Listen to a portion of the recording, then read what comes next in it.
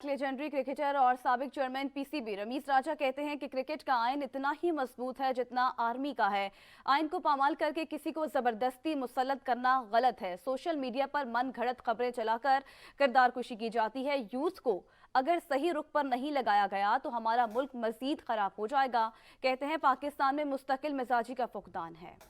लोग भी समझें कि जो क्रिकेट का मॉडल है ये एक पाकिस्तान का मॉडल है और एक सक्सेसफुल पाकिस्तान का मॉडल है, एक मिनी मी है पाकिस्तान का। इस तरह से अगर कॉन्स्टिट्यूशनल बुलडोज कोई कर देता है एक आदमी को फिट इन करने के लिए या एक ग्रुप को फिट इन करने के लिए, ये क्रिकेट के साथ ज़्यादती होती है।